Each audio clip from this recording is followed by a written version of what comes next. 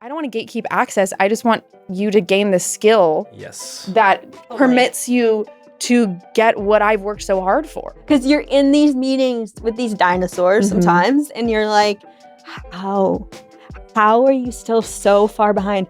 How are you acting like it's 1980? I do feel like some of the successful ones, they're kind of like ball and chain to this now medium where it's like, shit, I'm making millions of dollars now doing a podcast and I have to do it every freaking week. Yeah. And I'm like, I don't want to do that.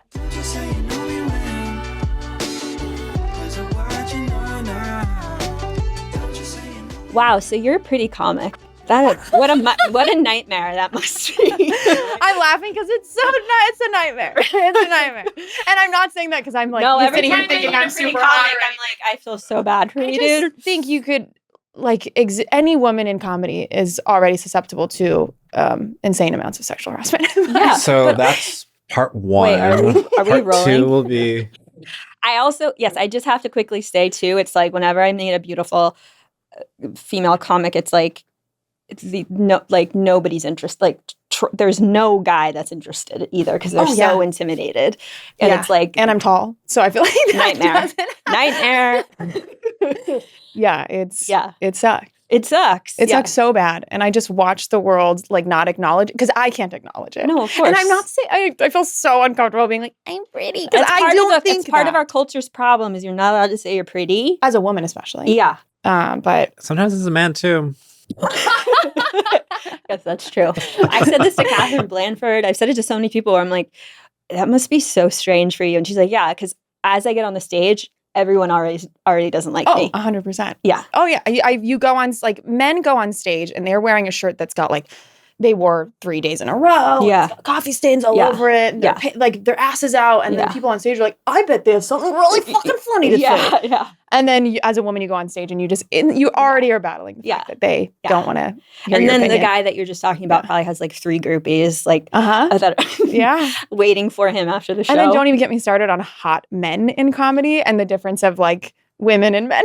That's your hot men in comedy because women care both about what people say and they like hot people. Yeah. Wait, what's the hot men in comedy? Do those exist? I mean, not to me. They do. They do exist. And I just feel like they just get all the advantages of every man ever in any industry of all time because it's like... That's so true. Are they smart? No men are smart. Next question? Okay. Also, I do want to acknowledge to you, Dane. I should have said this beforehand, but when I look at you, there will be times because I have a lazy eye technically. Yeah. It's more lazy. It's paralyzed. Yeah. And so I can't look to my left. Oh my God. And so there will be times when I'm looking at Dane and he's going to have to, very seriously answer my questions or very seriously talk to me and I'm going to be looking like this. So that's where the comedy comes from. Listen, it's somewhere. You just gotta look really hard at me and be like, where was she bullied? There! Yeah, exactly. Now I got it. Check. It's like, that makes it's a very specific bullying, though. Specific. It's only when I turn around and look at someone when the bullying happens. So where should we even start with you? Because I feel like you kind of cover so many bases in our industry, in comedy in general. Obviously, we're going to talk about your show that you just released, but how long have you been doing podcasting? And like, I guess in like what capacity or like, what's your relationship to the medium? I mean, I love it because my relationship started as somebody that had a podcast because I'm a comedian and all comedians think that they should have a podcast. And so I did what the dumb comedians do. No offense. Actually, full offense. Yeah. I did what the dumb comedians do. Started a podcast before I knew anything. And so this is 2018, 2019, I started a podcast. That's early. And it, in hindsight, was like not doing as bad as I thought it was. Yeah. Now that I work on the other side and see the numbers, I'm like, oh shit, we had a fan get a tattoo of our podcast logo. That's huge. And we were not a big podcast in any way. And male or female, just curious. What do you think? We'd be friends if it was a woman. I'm just kidding. I actually really like the guy. He's really nice. But I started on that side. And then I was looking at like the 2 men I was working with and I was like, we don't know what we're doing. We need to learn what we're doing. Like we've plateaued. So I took a class by a comedian / podcaster I know, Courtney Kosak. And I took this class and I was like, oh, wow, we really don't know anything. And then after the end of the class, this was in the pandemic, she goes, hey, and I lost my job. I was floundering. And she was like, hey, do you want to work for me? And I remember being like, be chill, be chill, be chill, be chill, be chill. And I responded, yes. That started my podcasting journey because she was a podcaster herself. So I started to like creative produce for her and do creative assistant work. Then she referred me to my now job as a marketer. Yeah. And I kind of like learned a lot of the skill on the job. And now I've been working as a marketer for like 5 years. Yeah. So all in all, it took not knowing what I was doing in podcasting to then land a job where I'm like, now I feel like an actual expert in it. Yeah. So that's so interesting. I actually was saying to someone recently, I was like, honestly, the best social media marketing people are comedians. Because they can read rooms and like social cues and like culture so well and are so in sync with it that they really make great marketers and social media people. But it kind of becomes tricky because I am not, my job is doing that for other people. Oh, yeah, like, I've been there. Yeah. And I'm like, you know, every time I'm doing well at my job, there's also this part of you that's like gripping your chair. Yeah. Like, I'd like to do this for me. Yeah. Like, please give me the space. I mean, now that you are doing it for you, is that also like, are you giving yourself your best work? No, in the marketing? Yeah, absolutely not. Yeah. I'm expending all of my creative energy on other people. Yeah. 9 to 5, 9 to 6 every day. Yeah. And then wait, you're working 9 to 6 in LA? Oh, well, wait, what does that mean for you? So I was in New York for like 12 years and I would work like 9 to 7 sometimes, 9 to 6. I moved out to LA and people were just like fucking off at like 2 o'clock. Because like New York is done. Like everyone's gone in New York. So like 2, 3 comes around and it's like, all right, I can like not. She's like, I've been lied to. But yeah, so then I came out here and I was like basically like, you know, interesting. All right, 3 o'clock, I'm done.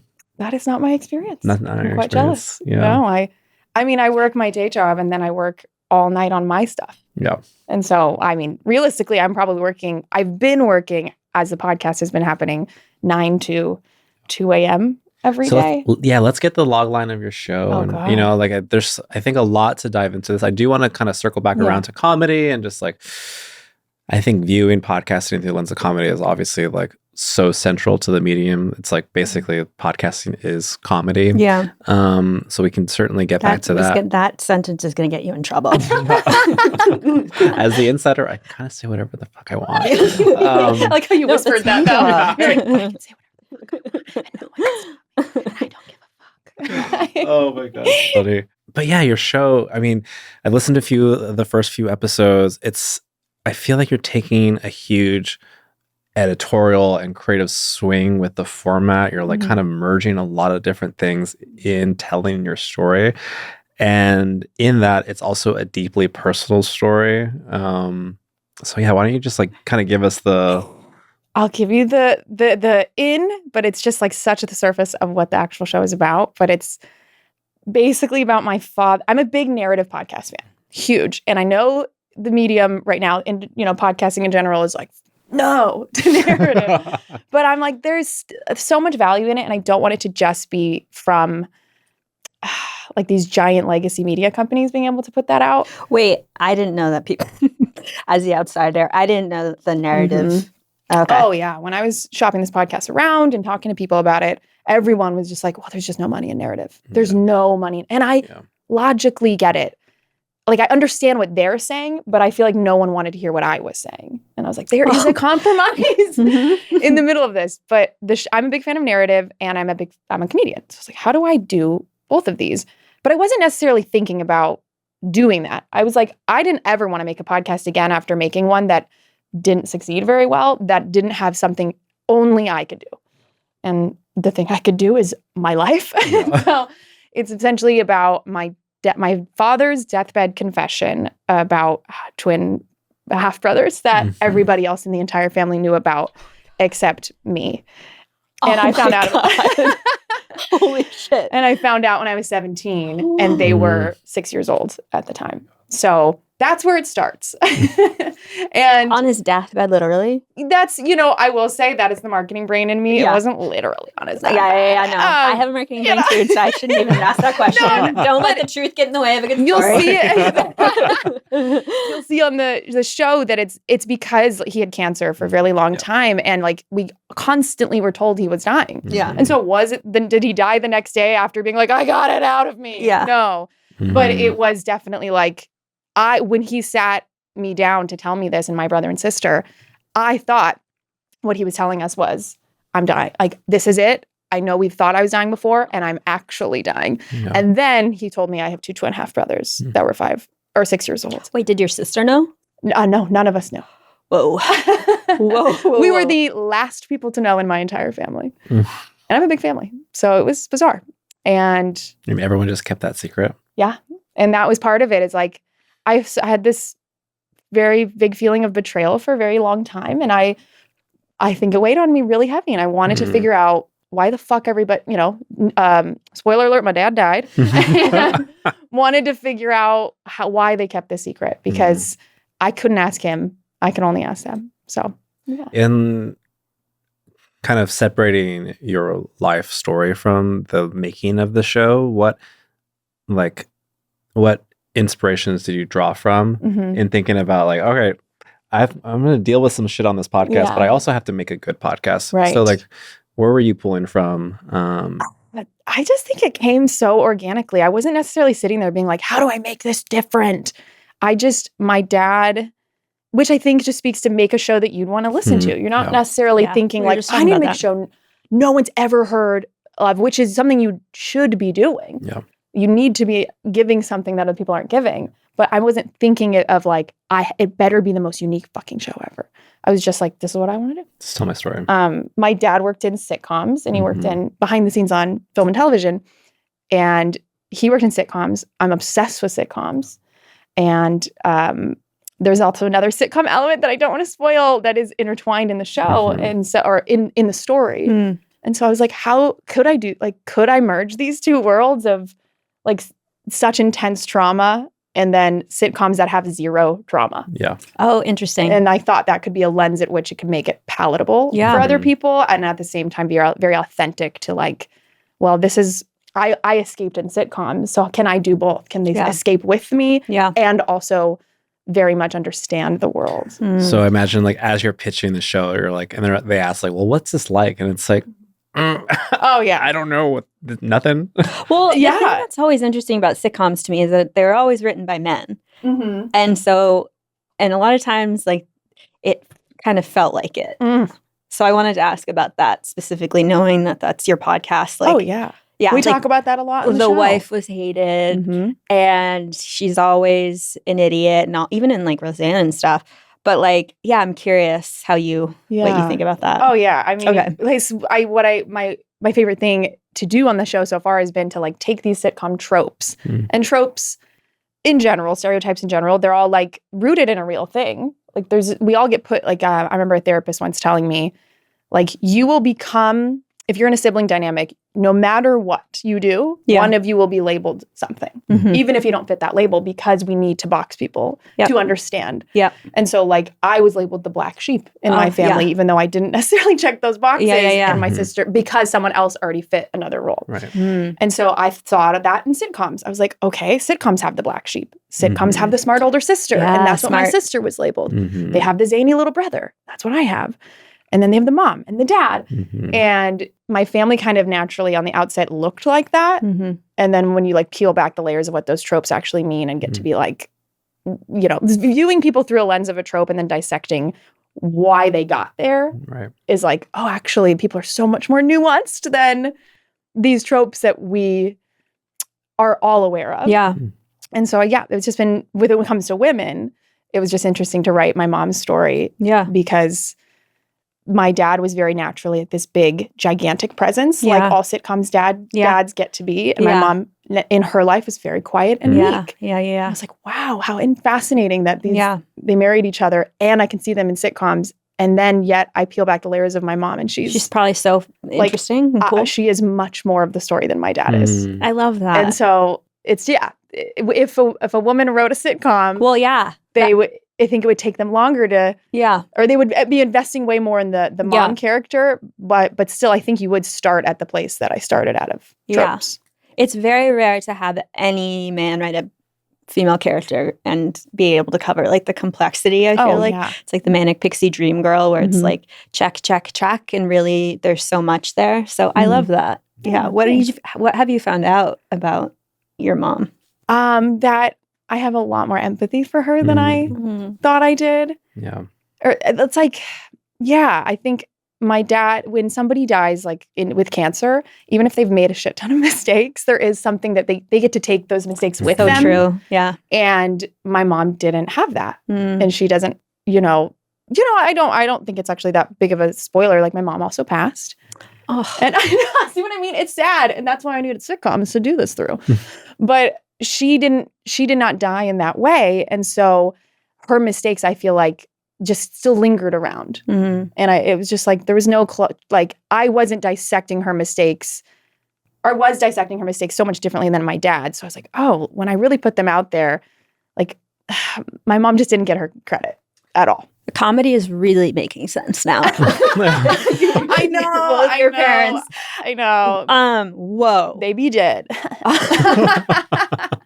I can say that. I do. My dad's dead, so and I make a joke of it all the time. Yeah. Yeah. Oh, absolutely. Dead Club, for sure. But no, that when did she, if you don't mind asking? Not that, like 3 years ago. Oh, wow. Okay. Yeah. So it's pretty fresh, and it's been wild to do the podcast with that kind of freshness there. Yeah. How has your family responded to it? Because I feel like it could be received as both a gift and a curse. It's really, really well. Like super well. But I also think that's what comes with having 2 dead parents. Is there's if I could give anybody a hack, and I don't, hey, take this for what you will, have your parents die. Because people be sad for you. Yeah. Like there just becomes this lightness of like, you can't fucking judge me as much as, like, I'm dealing with shit. And so they've just been so supportive around that. But I also think nobody understood podcasting in my entire family. And you've been doing this for years. Oh, of course. Like Ariel, Miss Blatt's tweet about that. Yeah. Like trying to explain podcasting as your job. Yeah. And my family, like they did not, it's so fascinating to know that everything you thought that they thought was actually right. Where you're like, oh, I thought you knew. I thought that you didn't get what I did. I thought you didn't respect what I did. I felt that, but we never talked about that. Because the second I'm doing something that they do understand a little more or dive in with me, suddenly they're like, wow, podcasting's crazy. Yeah. Yeah, I've been saying this. Yeah, you're getting covered, and there's all this like these press clips and like featured on Apple. And yes, it's been amazing, but it's just also there's this grief that comes with knowing, oh, my job and stuff I was right. It didn't actually matter to you prior to this. And I say that with love. Like, people just don't understand podcasting still. Yeah. How do you not get, this is what I asked Bree too, but like, how do you not get bitter that you kind of were ahead of the curve in some ways and knew this ahead of everybody? I don't, you know what? I'm going to answer that by saying, because I think at some point that aheadness will matter.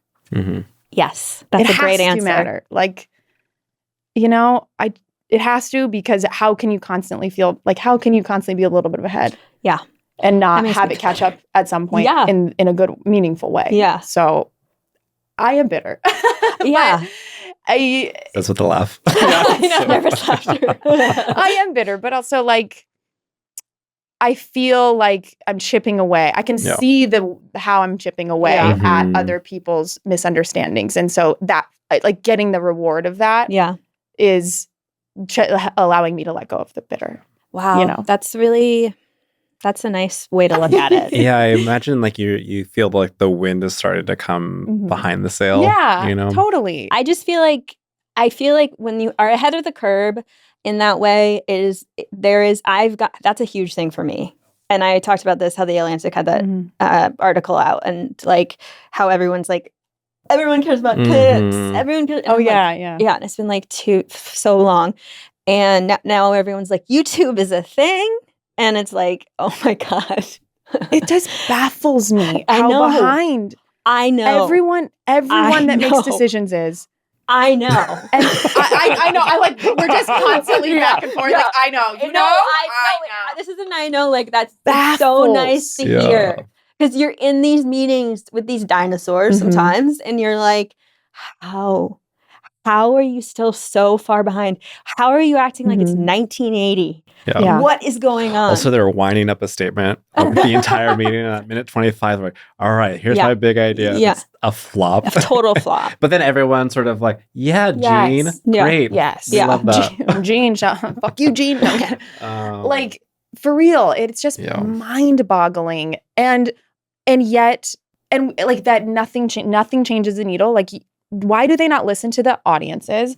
Like, when audiences are saying, like, we still like narrative. We still like these things. The reason that you think we don't is because you decided that we don't. Audio listenership. Think that we don't. Yeah.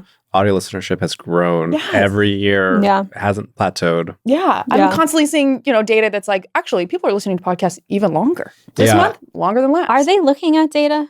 That's my question. Or are they kind of just are they just like kind of feeling it out? Well, I feel like this maybe is like a slight at the data people in our industry, but there is just like some like confirmation bias. I think we're like looking for in data. It's like, let's find the data point that would help us pitch something more so than like, this whole like listenership of like 386% more listenership weekly audience.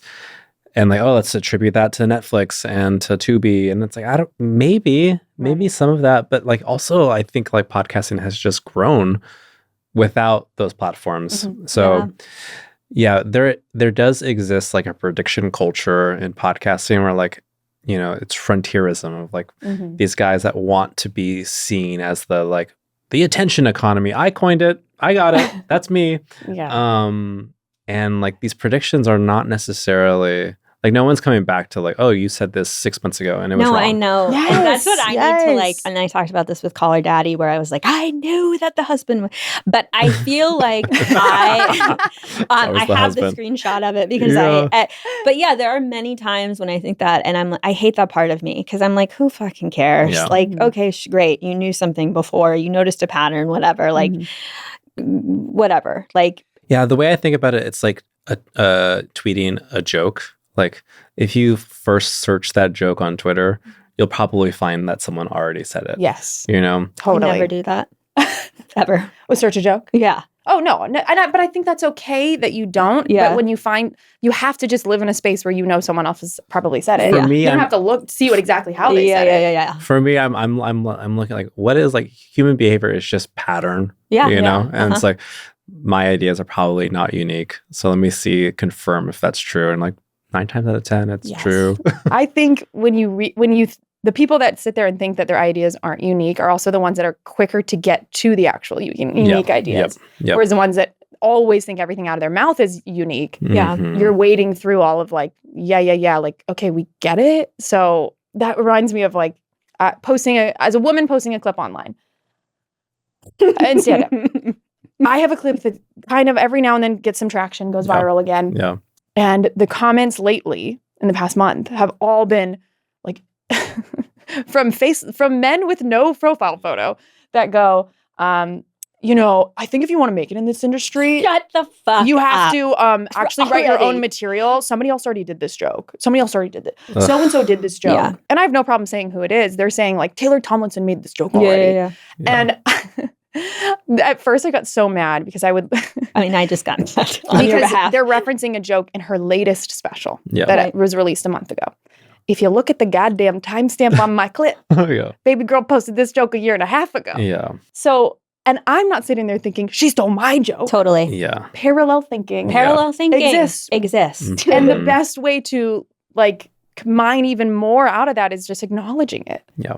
And it just blows my mind that men don't I say men, but I just think they just don't understand that other people can have the same thought because they think every one of their own thoughts is unique. That's so true. Do you get a lot of do you get a lot of negative comments? Yes. Yeah. I makes sense. Welcome it because with the podcast as well, like separating those. I have gotten some negative comments. I think when you are making something that is gonna matter, you gotta be like, people are gonna be have big feels. I want the big feels. Give me those big feels, but not in a way that I am rage baiting. Right. There's a difference. I accept whatever feelings my things give people, but I'm not doing it to stoke. I'm just you're not responsible necessarily to how people receive something either. Yeah. How do you does it bum you out? It did with the podcast. Never has with stand-up. And with the podcast, because it's my actual personal. I can curse on this podcast? Yeah. That's like such a podcast question. That is such a podcast question. And is it okay if to get to inside baseball of it all, we'll have to say this episode is explicit, which then disallows it to be distributed to 8 countries. Do you want me to? No, that's fine. I've already said shut the fuck up. But just like learning that, that's what bleeping that means. It out on certain but that platforms. is more the first 10 minutes, I thought. I don't know. Okay. Yeah. But yes. All right. Fuck yeah. I got lost on wanting to curse. Now thinking of every curse word I ever know that I forgot my When's train of thought. the first time you cursed, and how did that feel? Have you seen those videos of the parents putting their child in the bathroom and being like, okay, you have a minute and you can say whatever curse word you want. And then the little kids are like, I want to rub my butt on you. That's the worst they could do. And it's just so cute. We're gonna clip that. Rub my butt on you. But the podcast has felt really, it's been really hard. It really got to me. Even though my producer would constantly be like, look at these numbers of reviews. Look at the amount that are positive. Matter. And look at seeing the ones that are negative and knowing that they're happening. It's just, because it never, you don't get to answer the question of why they don't like it. And then that's, because I'm also like to study the data and whatever. And okay, like I need to, I welcome listener feedback because I will adjust and I want to make sure that I'm making something and I'm not thinking it's perfect. But it's been hard to have people do that about your life. Totally. It's been a journey. I can see that. I actually just saw a clip of Beth Stelling talking about this where she was like, it doesn't matter if I get 2,000 compliments. All I'll be thinking about is the one person who talked shit about it. And and it will completely overrun any positivity that I got. And it I hate the saying they're don't pay attention to it because it's so trolls, because you have to you can't help it. You're human. Nobody likes to be hated. Nobody likes to be misunderstood, which is a lot of time. Absolutely. And you just want to over explain, which never helps. So I've had my own relationship with it. I have been entering now in a place where I compliment them or come with empathy, and it honestly makes me feel better. But it is not easy to just ignore them or whatever. And you have to listen to them sometimes. Yes. I think that's the part of it's twofold. I want to hear what they don't like about the show. But I can't. I also can't take it too deeply in. It's because sometimes one of the reviews, this one really made me laugh. One of the reviews, because we released a bonus episode that was I don't know, what would you define a bonus as? Something that is additive but not necessary to listen to. And this comment, they left a 1-star review, and it was you had me up until this had me up until the bonus episode. If I want to listen to XYZ, then I'm so you're 6-7 episodes in. Yes. I'm so you're telling me you liked it. Yeah. And then we lost you on a episode that we explicitly told you didn't have to listen to if you didn't want to. Yeah. And we're just giving you a little extra. And you hated that so much that this podcast you previously liked, you gave 1 star. Yeah. I mean, it's really tough to apply logic a lot of times. But I do the same thing where I'm I don't understand this. And but people are just looking for. I got a 1-star review on a Facebook Marketplace exchange, and I was like, "You're tanking my numbers. What are you doing?" I almost wanted to drive to the place. What did you do though, Dane? I sold an AC unit, and I didn't include the little brackets to that you can get at a hardware store because I didn't have them. I didn't need them, and she said I misled her by not having the 1 star brackets. Is crazy. And also, I didn't even know you could do that on Facebook Marketplace. Yeah, neither. Yeah. But it does. And the fact that it matters. It matters. Especially in the early stages. Yes. That's where it gets me. It's when you're just. You're influencing 500 people. Yeah. I mean, like, baby girl. Yeah. I love the word misled there is so, like, there's so much weight to it. Like, he misled me. About an air conditioner. About these brackets. Yeah. It's so funny. Like, babe. I am a good seller. Yes. I'm a good I'll leave you a rating. Yeah, please. I don't even need to buy anything. Yeah. What do you notice is the biggest difference for you with comedy and podcasting? Like, why do you like one more than the other and vice versa? I think the freedom of podcasting. You'd think there'd be, I don't know, weirdly, I think you would naturally assume there might be more freedom in stand-up. Yeah. Because you're being yourself. Yeah. And to be yourself, you have to be authentic. Yeah. But I think I could never have made this podcast if I wasn't a stand-up comedian first. Because I felt like I needed to understand how to write for large audiences. And then now I have a medium in which it is naturally more intimate. Even though stand-up is intimate, it is intimate. But podcasting is more intimate. Yeah. And so now I know how to write with so many other people in mind because I have to get instant gratification. Right. But with podcasting, I don't need that instant gratification the same way. Yeah. So I can write with more of me in mind than I am with the audience. I think a lot of people actually do use it as a writing tool. Podcasting? Yeah. Yeah. Yeah. Like comics. I mean. It's made me feel like a better writer. Yeah. And I think before I was like, I would take the feedback that, say, the 1-star review, if it was an audience member, I would take that and I would immediately be like, okay, how do I tweak this joke? Like, I got to add things, got to do this. Whereas now I can look at the reviews and be like, okay, this just wasn't for them. Yeah. Like, you have to be for everybody on stage in a room, but you don't have to behind a microphone. I've always admired comedians like Tig Notaro or, people rag on her now, but Hannah Gadsby. Yeah. Like, I loved Hannah Gadsby, and I always looked at her as somebody that's like, I want to do that. And it sucks to know that the way to get to doing comedy that you want to do and getting the audiences you want, you have to do it for everyone first. Yeah. And so that's what I felt like I've been doing. And now I get to do it, the thing I want to do. Yeah. It's like, but I didn't ever know it would be in podcasting. Yeah. Thought it would be in comedy or stand-up comedy. Yeah. It's just another avenue, I feel like. How do you feel about people saying things like Instagram comedian or podcasters are comedians these days or anything kind of like that? Like, I hate it so much. I hate it so. Are you a gatekeeper? Hell fucking yeah. Like, to an extent. Yeah. I'm not a gatekeeper. I'm a gatekeeper. It's just you guys skill. Eat so much shit. I would be like that too. I like gatekeeping. I think it's good too. Yeah. Cut that out. It's also like taste making. Like, I think they're kind of the same thing. Like, yeah. And also, I don't want to gatekeep access. I just want you to gain the skill. Yes. That permits you to get what I've worked so hard for. Yeah. Like, I hate hacks. I hate hacks. Hot take. I hate that you can just, on Instagram, you can just give yourself a label. You can create a business profile or creator profile and give yourself the label of a comedian and have it be entirely unearned. Right. Yeah. It's like people are giving themselves the label before they've done the work. And that is the culture we're in currently. Yeah. And so that's been very annoying. But I also, I'm saying this here, but it's like, I can't say that to other comics that are doing that. You can't be like, you need to practice before you got yourself done. Yeah.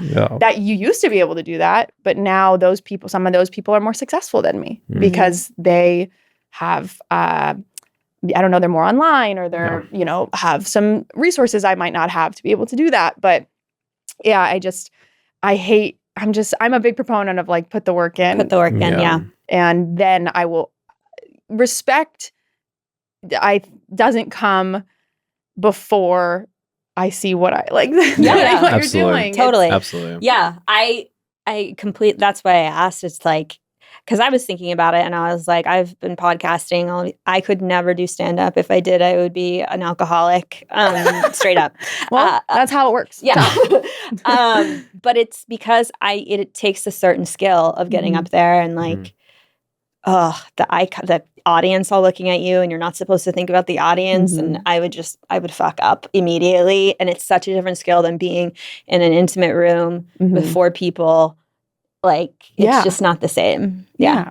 And so I understand that gatekeeping. That makes sense. I know. I'm so glad you said. Yeah. I like gatekeeping. No. Like, yeah, I'm going to gatekeep the fuck out of a lot of things. And that's because I think people trust. And that's why the tastemaking is just the positive angle of like, you know, like if everybody could be a part of something, then it kind of loses some meaning. But also I'm not gatekeeping from like a trust fund. I'm gatekeeping from like nothing. Yeah. So like, what do you gatekeep? Just tell people that they're losers and like, also like, brackets. He gatekeeps brackets. Yeah. He does not give those away. A lot of doors, a lot of walls. He misled. No, but it's like who gets to have an opinion? Like everyone, and also maybe no one. Like, and you can kind of just me. Not just me, but like, you know, it's also who has access to a platform, I think. And it's like trying to like Robin Hood platform. Yeah. You know, like who gets a platform?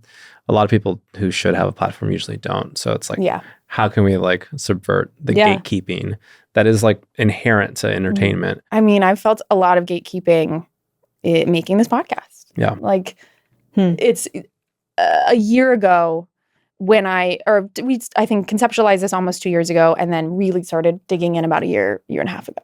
And the medium has shifted so much from a year and a half ago to now when I started this. And it just feels like so much gatekeeping, of course, financially, but then also like celebritydom and what that's done to podcasting. Yeah. I could talk about it. You and me both. Stares blankly. Which is so funny because I say this all the time. My dad like worked in film and television and he took all his goddamn contacts to the grave. No. And I'm like, I would have been such a happy Nepo baby. Yes, absolutely. I know, let me be a Nepo baby. If he was alive, I would have been one that I would have had a platform for good. Yeah. But I'm like, everyone for everyone. Yeah. But I would have shared the nepotism with everybody. I would break it down from the inside. But I think about that and I'm like what Celebritydom has done to podcasting, I feel like I'm feeling the effects of that in real time making this show. Who gives you the right to make something? Yeah, yes. And also like seeing where the discoverability is putting the resources now and how that is like all in Celebritydom. Completely. But here's the thing, celebrities a lot of time, most of the time, make shitty podcasts. 100%. You were talking about Good Hang on another episode. Yeah. And I have said the same thing that you were saying so many times because it's like the reason these celebrities, they come in, they take all the money and then they leave within a year. Yeah. And it's because they don't like podcasting. Yeah. The reason Amy Poehler is successful and won the Golden Globe is because when you listen, you can tell she is having fun. She's having fun and she respects the medium of podcasting. Yes. And talk about gatekeeping. I guess I can gatekeep that. Yeah. But like, not, you know, I listen to shows like Smartless and I'm like, I don't think these guys like the medium. Yeah. I think they're super fucking funny, but I don't think they listen to other podcasts at all. If they do, I can't tell as a listener that that's something like. Wait, why do you say that? Because of the way they structure their episodes. I'm like, you agree? Well, I haven't actually listened to them that much. But how do they structure them? I'm so interested. The fact that their conceit is like one of us knows all the things and the rest of us don't know anything. And I'm like, they one of them comes in like just totally unprepared. Yeah, you know, yeah, they come in unprepared. So like Last Podcast on the Left has been doing for 12 years. It's stuff that's been an Armchair Expert. Like it is stuff that legacy podcasts have already done, and you're doing it. So I'm like, that lets me know you don't listen to podcasts to see that is a common fucking thing. And my blood's boiling. And I'm laughing. I'm giggling. Got you. But I just feel like they're not interviewers, and that's okay. Yeah. They're used to being interviewed. Exactly. Yeah. And so, but to me, I'm like, you're not absorbing the job that you are saying that you're doing, which is interviewing someone. You're not listening to how other people interview people and taking notes. So that to me, like, you're not respecting the medium because that's like an interview. Somebody's starting to be a journalist and doing no research. Mm-hmm. Yeah. You know? Yeah. It's also like... But you can hear it as a listener. You can hear. Yeah, totally. But it's also like, if you do this thing, respect it. You know what I mean? Yeah. Don't just steal something and put your name on it. Okay, guy? Like, put new branding on it and be like, the guy from this famous movie is now doing it. I mean, I made this comment, but I'm like, Brianna Chicken Fry. I'm like, it's going to be taken by a burger company at some point. 100%. Like McDonald's or Burger King, like it's their idea. There is a little bit of that happening with celebrities where it's like, again, podcast core lords, which I talked about a lot in the last episode, have been doing it forever. They've been probably made fun of by these people. And then now these people are taking it over, slapping their name on it. And saying it was their idea. 100%. Yeah, we have an issue right now where like I think people outside of our industry are like talking about us with like as if we're not in the room. Yes. It's like, or that they're like, we'll make the room matter. Yeah. And I think what's interesting as we're becoming the entertainment industry, it's like none of us are going to be on any of these guest lists. Like we've been in this industry for a long time. And like, if there's a party, like who's invited to that party? Like not the podcast industry, Yeah, it's still, it's like you guys shit on it, but you also want to be part of it. Yeah. You know what I mean? It's like you pick a lane, like you want to be in it, but you also look at us. It's how I feel about YouTube too, where it's like, but you also are rolling your eyes at us and you don't want us part of this like exclusive whatever, but you also want in. So it's very bothersome to me because it's like, include us or don't include us. Right. Yeah, that's so interesting. I was at the Spotify Golden Globes party this year, and I got invited. You got invited. Well, I know, but only like I wasn't invited. I got it brought. Okay. And I'm at this party, and it's the first year podcast I've ever been nominated, and I'm looking around the room, and there was no podcasters that weren't celebrities there.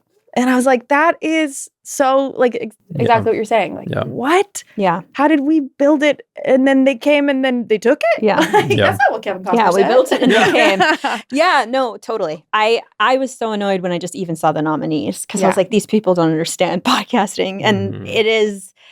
But then it's like, should you be happy about the visibility? Should you be happy that you're like legitimizing it? All this stuff. It's very hard, but it is like punk anything, like or anything where it just starts off as this thing, and then everybody realizes it's cool, and then no one gives a shit about the people who are like, I was there first. Yeah, I had the first mic. But those people will always be the coolest to me. Yeah, same. Yeah. But I like work in the marketing. My day job is marketing podcasts. Yeah. And so doing that, and also as a comedian, the things I've been able to pick up from that. But I think it's fascinating because I'm constantly brought shows to market that they think they are looking at me and talking to me about their show with such passion. But I'm listening and going, terrible idea. This has been done 7,000 times. This is a terrible idea. Like 20, actually, when I said 7,000, I meant 7 million times. You are not unique. And it is an instant blood boil because I'm like, I've never met a medium like podcasting and comedy, the two that I'm fucking in, that people enter and willfully do no research. Yes. And I'm like, to me, that is a lack of respect. Yeah. And I just don't understand. If they said, I know this idea has been done a bunch. Yes. But maybe ours can break through. Absolutely. Love it. It can't. I immediately, I'm like, yeah, you probably could. Yeah. Well, I mean, podcast, it's like 50% luck at the end of the day, which like must be really hard as a marketer because I was going to say, I'm so fascinated by it because I kind of like stumbled upon the social media of it all and I was like, oh, I'm just be my weird self. And even with like Trash Tuesday, that's what I always tried to do. But like, how has it been for you marketing something like podcasting? Well, I don't actually work in social media at all. It's all like podcast industry marketing. It's like inside other podcasts ads or platform, apps, pitching to apps. And it's like I put my skills to the test basically with my own show. Yeah. Granted, I had a team behind me doing that, but like I was able to be like, okay, does everything I've done for other people, like, is it going to work for me? Yeah. And it's been fascinating. Okay. It's been incredibly rewarding, but then it's also been like disheartening at the same time because it does work. I'm starting from scratch on this RSS feed. It's not an old repurposed feed like a lot of people do now. Yeah. I'm starting from scratch. I'm utilizing all the marketing skills, and so is my marketing team. They're utilizing everything we've done. And this show is a unique concept. I've thought about marketing from the fucking beginning. Yeah. When it comes to the show cover art, the title of the show, the searchability of that. Yeah. And we've checked all of the boxes of, I think, what you can kind of get with a brand new show. Yeah. And we're doing really well. And yet we can't compete with celebrities. Yeah. And it just kills me. And I'm like, wow, I can have all the resources and market a show and crush the marketing of a show. And it still can't beat celebritydom and money. This is what I have to say. And this is going to be controversial. But celebrities, stay in your fucking lane. Like, why you're not, it is feeling kind of a bit like, you know, big corp coming and like stealing all the mom and pop shops. Like you're not in high school anymore. Yeah. You know, like this is high school. Yeah. You're in college. Yeah. Get out of our... you're a bajillionaire. Like enjoy it. But I'm also, that's me on like the most cynical. Then I'm also like, this is good because it's making celebrities like not press trained and like be themselves. And like we can figure out the good ones and the bad ones. So true. That's a really good take. I never thought of it that way. Yeah. That's what I think where we're headed, where it's like you now have to defend being a dick or or be a good celebrity person. Is diluted now, like to a degree. Who would you say the most famous girl is right now in podcasting, or just in general, celebrity? Dea. Ooh, I guess I was going to say what's Kylie. The definition? Yeah, I was going to say what's the definition? Is it just household name? Because then I unfortunately think it's our Kardashian. Yeah, you know. Yeah, it's fascinating in that way, where it's like, I've always talked about the importance of having a parasocial relationship with these people. And it's like celebrities are anti-parasocial because they're so far removed. That's why everybody is so fascinated by them, because it's like we don't know them at all. So why are you coming into a space where like there is an intimacy and you do feel like you know this person? Yeah. And I think it's hard. I always hated having celebrity guests on any of my podcasts. I was like, not just because of the age and emails, but also just because, you know, they'd be like, am I signing a release? And it's just like, what the fuck are you going to say on here? Like, just be a person, just talk like this. And there's so much fear and worry about getting canceled. And it's like, just talk, like be yourself, pretend you're at your house. And it's so difficult for them to wrap their mind around, because I think we still weirdly have this idealistic idea of celebrities. Yes. I mean, I say all this to shit on celebrities in a way, but in my show, like, we are going to because of the nature of podcasting, how it's shifted in the past year and a half, and narrative, everyone's like, narrative is dead. That's a thing that I've heard nonstop is narrative is dead. Yeah, but it's not fucking dead. Yeah. It's not you dead. Just need the well, you need the resources. I'll give you the names. You need the resources to take the hit of narrative, because like financially, it costs a lot. And if you're trying to make money and sustain your business off of narrative, then like in that sense, it's probably very difficult. Unless you have like the like CBC is like probably a good example, where they put all their narrative on one feed, like around different like true crime, thinking about Uncover. And that it has become successful because of their approach of putting all of their narrative series on one feed. But if you have a narrative show that's just like every year we'll come out with 10 episodes, and you're probably not going to make. Yeah. And I definitely understand that. So are you thinking about the always on of it all? That was a thing when I was in conversations with pitching the show around, is like knowing that I had to speak to that part, even though that wasn't what I was passionate about. And so we are transitioning into more of a chat show format to talk to, which is not this unique idea, not unique. We're transitioning to a talk show format to interview other people about their family secrets. Exactly. And I know that is not unique. So then, but that's helpful to know, because then I can try to make it unique within that. Yeah. But it's like, we are going to have to utilize celebritydom and get celebrities on to talk about them. So it's this give and take of like, I need you guys. I know. But I also need to prove that I don't need you. But I don't need you. But I don't need you. I don't think we figured out how to do that yet. No, I was just talking about this too, where it's like digital media, people who focus more on that are kind of look at across the street and think that they want to be part of like traditional, and traditional looks over at digital media and they want to be part of that. And I think they know they have the power a little bit, which they've definitely proven. And there still is a hierarchy. It drives me up the wall. It drives me up the wall when I have to ask guests, and I'm like, could you please come on my podcast? Like, I hate everything about it. I know. I hate like feeling like, you know, they're somehow superior. I mean, that's all in me, and I need to like work on that. But it's the whole system. I'm just like, fuck celebrities, because that's how YouTube is. Like, YouTube's but we're not ready for that yet. Yeah. We're not ready for fuck your celebrities. We're still loving them, and loving. I'm so fascinated to see what happens next, though. Like, yeah, there's going to be a burnout. There has to be a burnout. Yeah. With celebrity podcasts. Like, yeah. I think but I don't know what it's going to look like. And I don't know how it's going to. You have to be likable. I do feel like some of the successful ones, they're kind of like ball and chain to this now medium where it's like, shit, I'm making millions of dollars now doing a podcast. And I have to do it every freaking week. Yeah. And I'm like, I want to do that. I know. Do you know how many people would kill for that? Yes. Yeah. And I think coming from comedy, I thought stand-up was like it for me. Like, that's what I want to do in my life. Yeah. Then I found podcasting plus stand-up and I was like, oh, fuck, I love that so much. I love the combination of the two. Yeah. And I'd like to do that forever.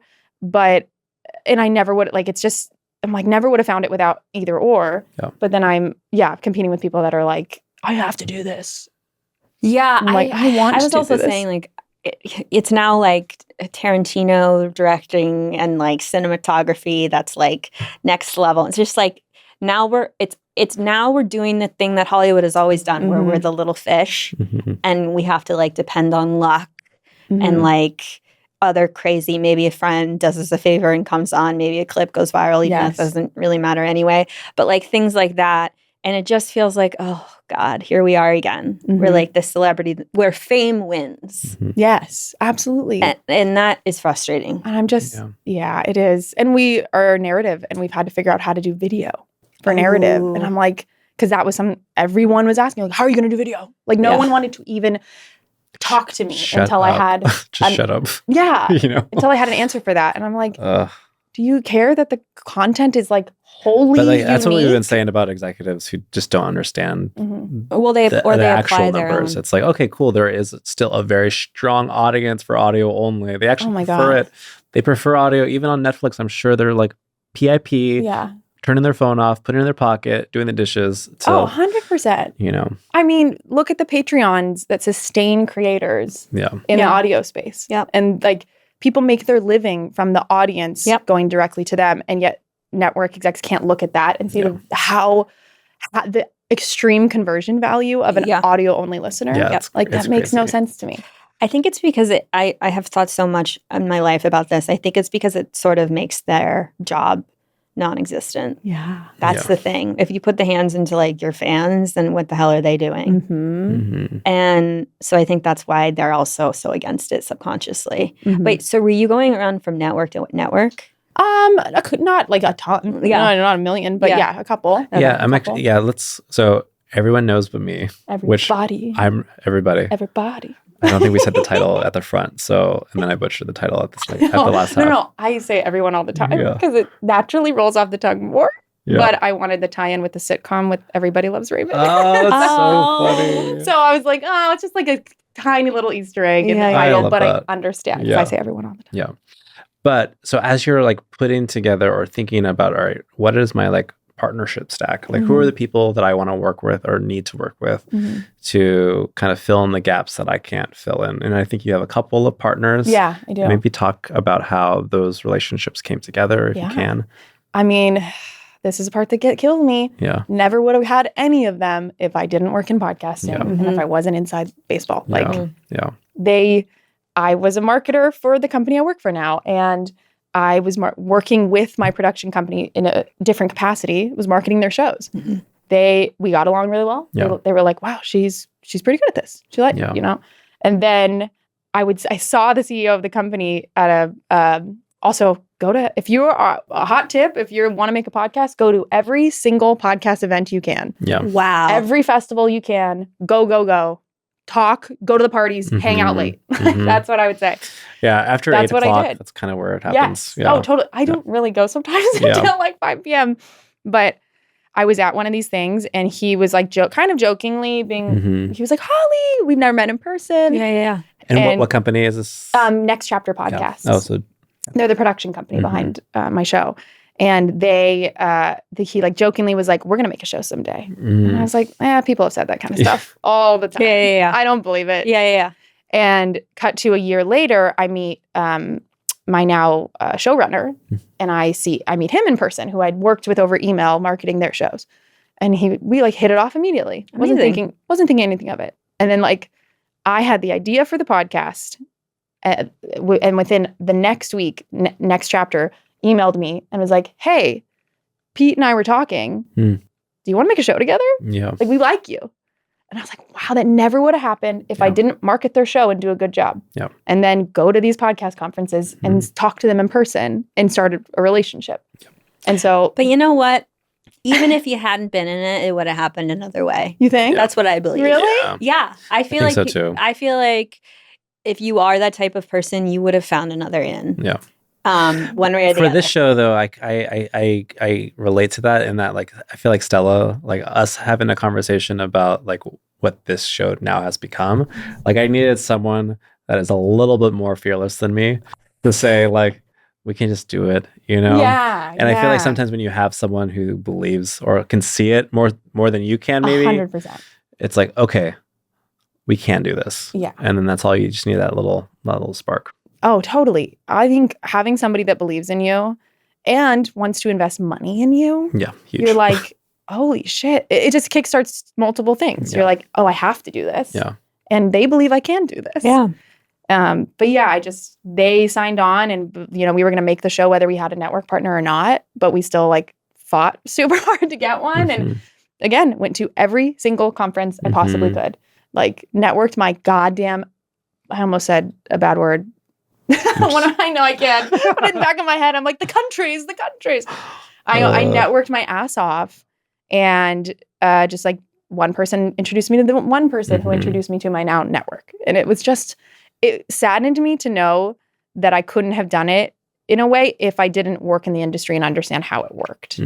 Like, as an independent non-celebrity creator. Yeah. How do you feel about people that are just like, like dudes that are like, well, I'm just going to go and do it and not do any. Yes. Yeah, I can tell. I'm not put any of the time or energy or education in. That has always been my thing where I'm like, if that fucking idiot is making a podcast, I mean, that's kind of my mentality with Dane. I'm like, we can do this. Yeah. You know? Totally. I have imposter syndrome for sure, but I'm like, so many dumbasses get on front of the mic and are like, what I'm saying is important, that it's like, we can do this. Oh, yeah. You know? And also it helps to kind of catalog how many of those people, I mean, which is every time, how they'll do that. Yeah. And then they stop the show in like 6 months. Yeah. I actually heard a stat that was like, most podcasters don't do more than 6 episodes. Yeah.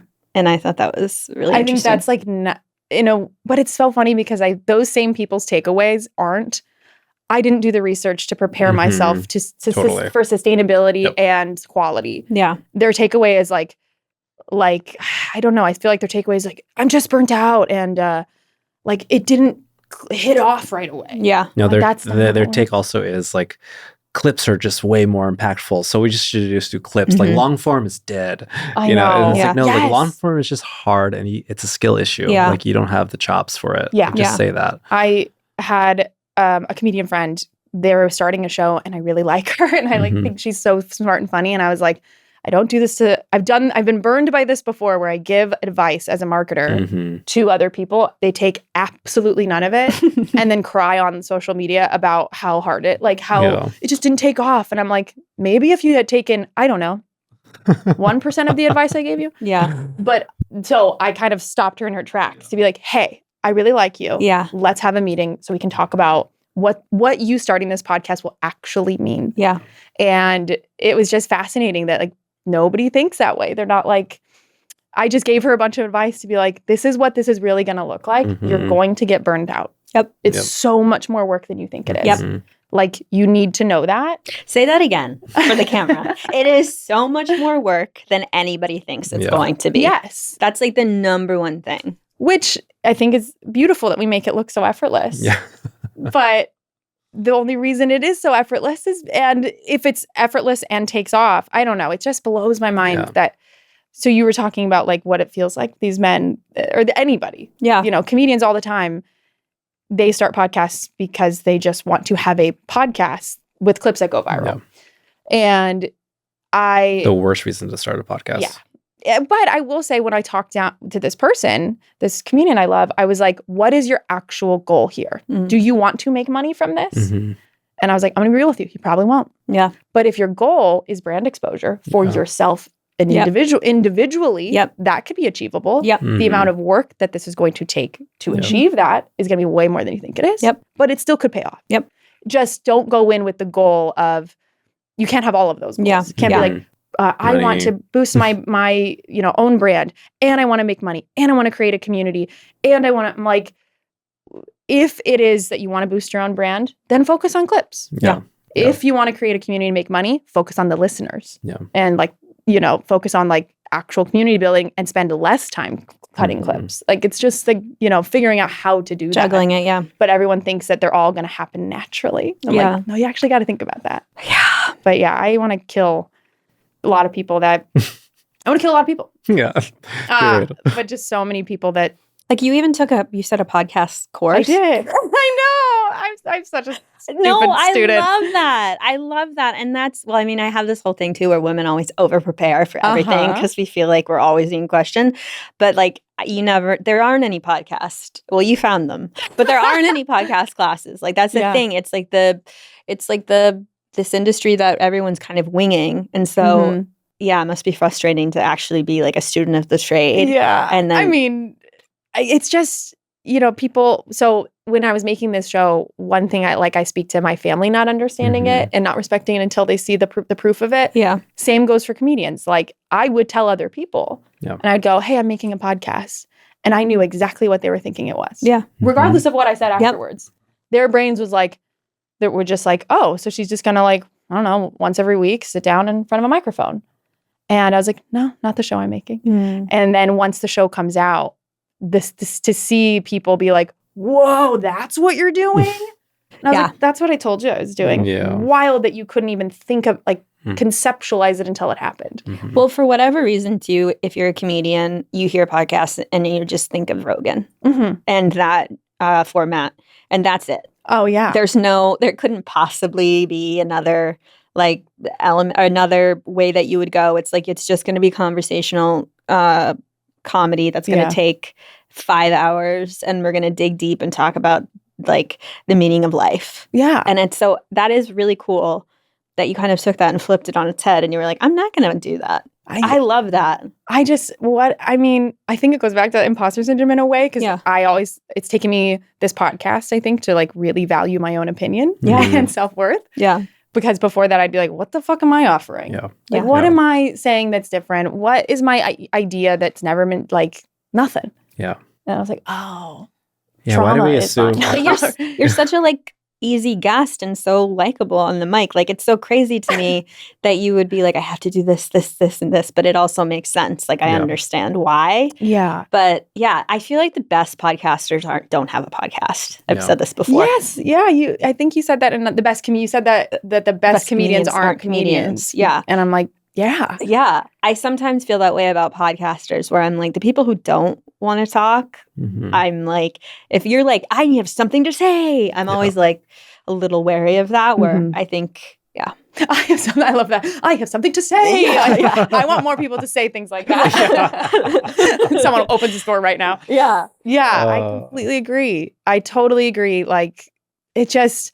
We actually have another set of family members that you haven't heard about coming through the door. Wouldn't be surprised. I'm like, what my dad be doing? Okay, just the list was long. Everywhere.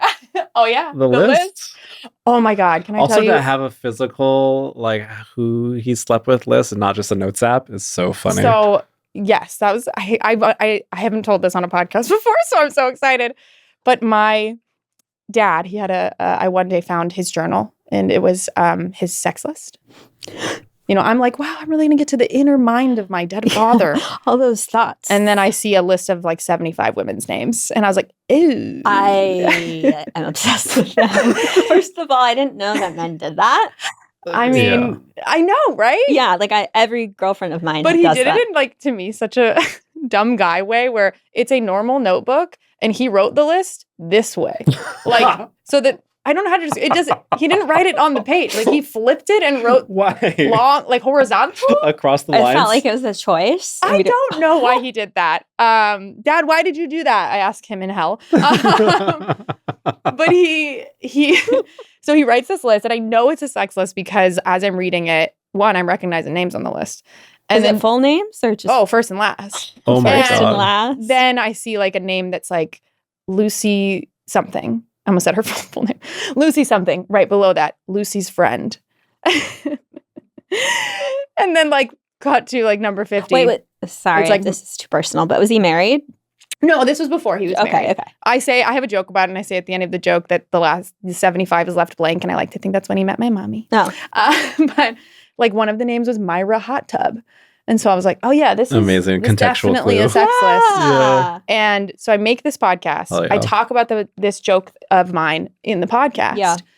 I get a DM a couple weeks ago. Ooh, And bad. the opening line of the DM is like, so I'm probably at least numbers 1 through 5 on your dad's sex list.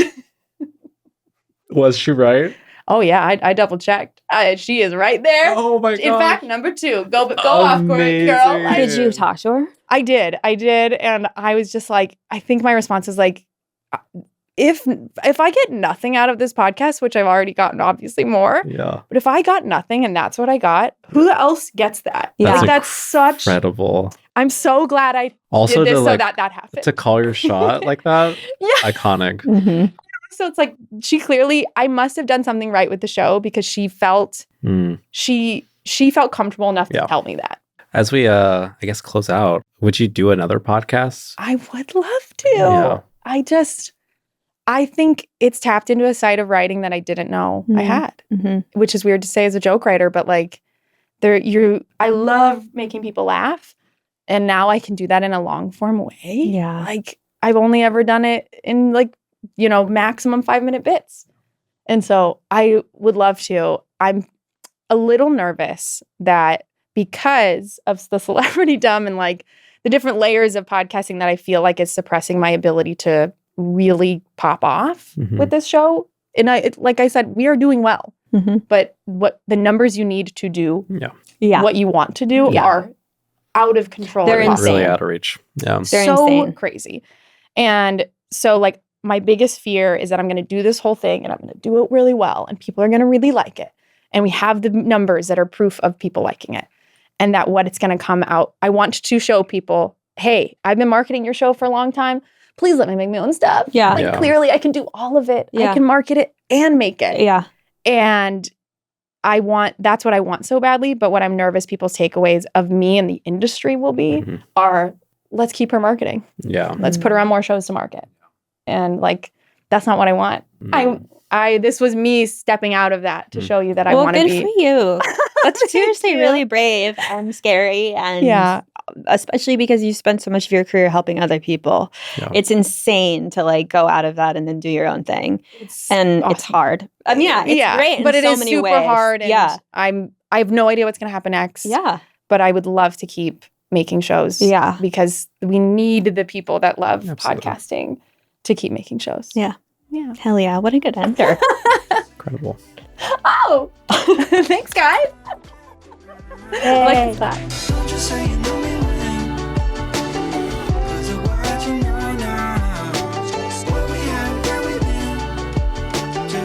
Thanks for listening to This Is TV Now, a new podcast from Good Tape Magazine. Today's episode was engineered by Sam Rogich and both mixed and edited by Star Hodge for Edit Audio. The artwork was designed by Sammy Whitwer for Good Tape Studio, with photography by Maggie Shannon. Our theme song is Numi Win by Brian B. Stray. And if you're following us on social media, at This Is TV Now on all platforms, our clips were designed by Andrew Calloway. If you're enjoying the show, we'd appreciate you getting the word out. Rate and review the show, share with a friend, email a colleague, or better yet, post this episode on LinkedIn. That's it for today. See you next time.